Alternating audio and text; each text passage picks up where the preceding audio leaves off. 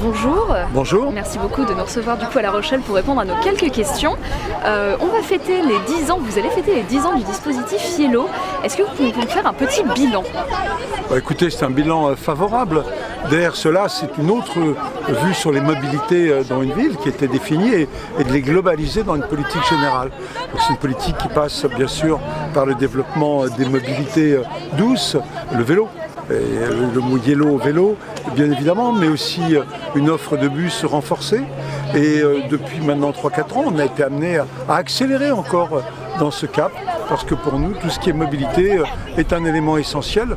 J'en parlerai tout à l'heure sur le bilan carbone, mais globalement, c'est aussi notre relation à la ville.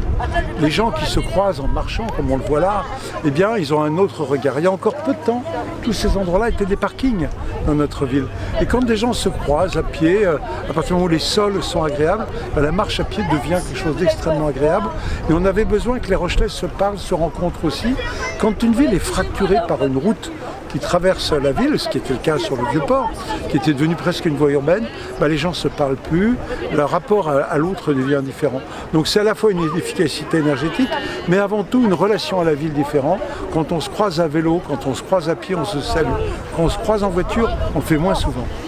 Alors justement, tout ça, ce sont les retombées très positives. Est-ce que pour arriver à ce bilan très positif que vous exprimez, vous avez pu rencontrer des difficultés sur le chemin, justement des gens qui n'étaient pas tout à fait pour ne plus avoir de voiture en ville? Bien sûr qu'on en a rencontré et on en rencontrera encore deux grands exemples. Une ville comme La Rochelle a une géographie particulière. Quand on se rend du sud de la ville au nord de la ville, eh bien, si on passe plus par le port et ni par le cœur de ville, ça complique un petit peu la vie des gens qui sont amenés à le contourner. Mais c'est aussi une bonne chose que ça amène à se poser la question, et si j'utilisais une autre mobilité? Une autre, c'est que pour certains, la voiture, c'est ce qui développe le commerce. Nous, on pense plutôt l'inverse. Mais il y a des messages ancrés dans la tête des gens. Il faut montrer aussi qu'une rue piétonne peut avoir tout autant de clients, que la relation au commerce est différente qu'une vie qui est très fréquentée par des voitures. Donc tout ça, c'est des questions de temps, de conviction, et puis aussi de faciliter les alternatives. Si on veut pousser au vélo et qu'on ne fait pas des voies protégées, les parents éviteront de mettre leurs enfants, hésiteront sur une piste cyclable qui ne soit pas sécurisée. Donc c'est toute une politique de fond, et c'est une culture. Mais ce qui me rend confiant, c'est l'approche de la jeunesse. Les jeunes massivement adhèrent soit à la marche à pied, au vélo, parfois la patinette. Donc on voit bien que la voiture, qui était un peu l'élément référence des années 70-80, aujourd'hui pour la jeunesse n'est plus un élément de rêve ou de réussite sociale. Si un jour ils en ont besoin, ils peuvent tout à fait louer, mais qu'on se déplace avant tout en gardant une qualité de vie. Quelles sont les forces, pensez-vous, qui ont permis à La Rochelle justement d'arriver à cette mobilité? Trois, quatre éléments. Tout d'abord la taille. On est une ville de taille moyenne, on n'est pas une très grande ville, et donc les distances restent raisonnables. Deuxième élément, on n'a pas de montagne, on n'a pas de côte considérable. Puis troisième élément qui est plus politique, c'est Michel Crépeau qui dans les années 70 a dit voilà, il faut prendre en compte l'environnement. Il le voyait plus sur une question de qualité de vie que d'une question bilan carbone. À l'époque, on n'en parlait pas du tout. N'empêche qu'il a lancé un mouvement avec d'autres maires un peu emblématiques, je pense à Strasbourg, et qu'aujourd'hui, on accélère, on va dans cette direction-là, parce qu'il y a d'autres enjeux environnementaux plus importants.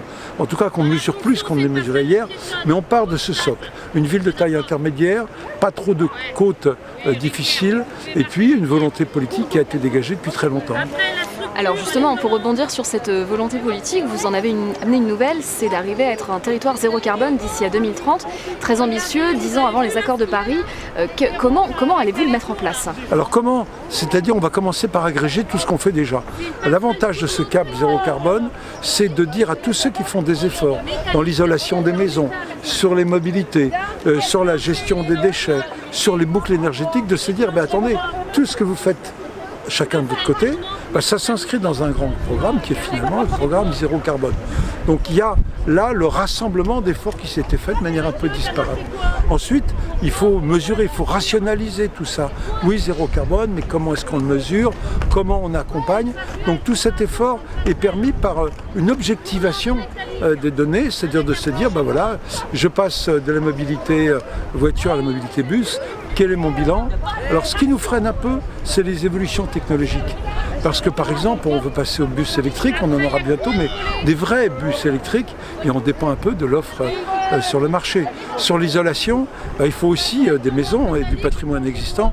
Il faut aussi que les artisans aient formé leur personnel à pouvoir se dire, non, demain c'est pas une petite isolation, on va faire vraiment quelque chose pour que les consommations énergétiques changent beaucoup. Donc on a à la fois une prise de conscience du territoire, des citoyens qui nous disent vous avez raison d'y aller, je vois le succès de la marche pour le climat, la rationalisation d'efforts qui étaient disséminés, et puis un effort de mesure, d'objectiver tout cela, parce qu'on peut tous affirmer qu'on fait des progrès, encore faut-il qu'on soit capable de les quantifier.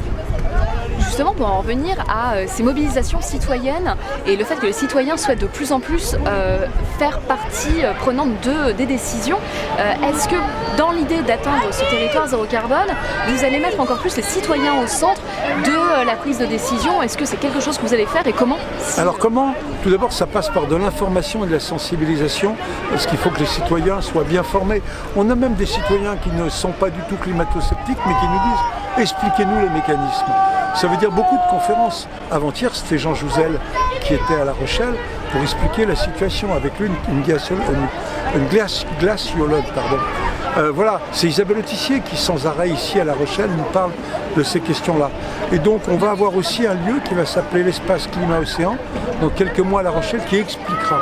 Et à partir du moment où les citoyens sont éclairés, je pense qu'ils sont prêts à prendre, d'une certaine manière, le pouvoir pour dire, voilà, on est prêt à changer nos comportements en termes de mobilité, on est prêt à accepter les évolutions de notre société. On veut vraiment passer par la prise de conscience, mais aussi d'apporter les éléments du débat le plus objectivement possible. Quelles vont être les premières mesures? Vous avez parlé d'isolation de transport, quelles vont être les premières mesures très très concrètes par rapport à ce territoire? Il ne faut pas parler de premières mesures, ou alors on va le dire, elles existent déjà. Vous avez parlé d'Yellow.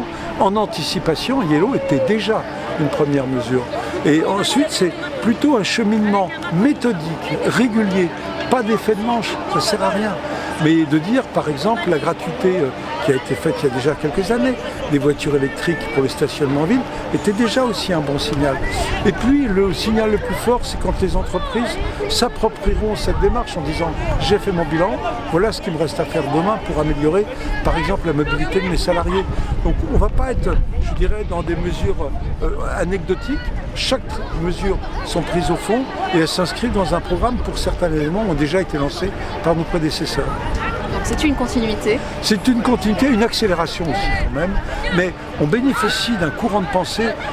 Les gens aujourd'hui parlent différemment d'environnement qu'il y a 10 ans. On est dans une sensibilité de nos citoyens et qui nous font confiance aussi. À la fois, ils prennent des responsabilités, mais aujourd'hui, ils adhèrent à ces changements. Vous savez, je fais des réunions publiques dans tous les quartiers et j'ai rencontré sur ces derniers mois environ 2000 Rochelais dans les réunions de quartier. On m'a dit, vous allez voir, le port piéton, ça va être un scandale, ils vont pas vouloir. Pas une seule question, pas une seule critique sur le port piéton. Vous pouvez y aller, vous verrez qu'il y a plus de vélos qu'hier, surtout aux heures d'embauche et de débauche. Mais aujourd'hui, c'est totalement admis que la relation à la ville doit se faire avec des mobilités différentes de celles d'hier. La méthodologie avec les associations, c'est qu'on a fondé une démarche avec ce qu'on appelle les pionniers. Les pionniers, ce sont ceux qui sont engagés sur ce terrain-là depuis un bon moment. C'est les Petits Débrouillards, par exemple, une association qui est très active. C'est l'université, pour qui le développement durable est aussi un des axes de développement. Ce sont des entreprises comme Léa Nature, qui a mis l'environnement déjà véritablement en affiche, entre guillemets, mais affiche au sens, voilà notre image, et notre image, c'est notre réalité. Donc c'est de fédérer tous ces gens qui n'avaient pas besoin de nous pour dire on veut avancer. Mais notre rôle, je le rappelle, c'est de fédérer, de rassembler et de se donner un cap collectif. Comment vous voyez La Rochelle dans le futur? Quel est votre bonheur ici, dans cette ville? Déjà, je ne suis pas rochelais d'origine, mais c'est un bonheur de vivre dans une ville dans laquelle il y a d'abord un sentiment d'humanisme. C'est une ville dans laquelle ces gens se parlent. C'est un mot fort ici. Tolérance, humanisme, c'est aussi lié à nos racines protestantes. On est ici dans un territoire où on veut plutôt convaincre plutôt que combattre. Alors la ville de demain, c'est forcément une ville qui doit aller vers du développement. Parce qu'aujourd'hui, une partie de la population est en retard. Je pense aux quartiers un peu difficiles dans notre ville, que ce soit Mireuil ou Villeneuve, sur lesquels on va beaucoup investir. C'est aussi une ville qui, sur le plan environnemental, garde, je dirais, cette progression, ce dynamisme, en disant l'environnement, ce n'est pas, entre guillemets, un problème, ce n'est pas une punition. C'est au contraire une manière de voir la vie beaucoup plus favorable, beaucoup plus humaniste, beaucoup plus détendue, et d'essayer de conjuguer à la fois du développement, mais à la fois ce lien à l'environnement. C'est ce qu'on appelle le développement soutenable ou durable. C'est ça un petit peu la vision de notre société. Et on a beaucoup de chance parce qu'on a beaucoup de caractéristiques qui s'y prêtent bien. Vous savez, notre ville, elle a été submergée par Xynthia.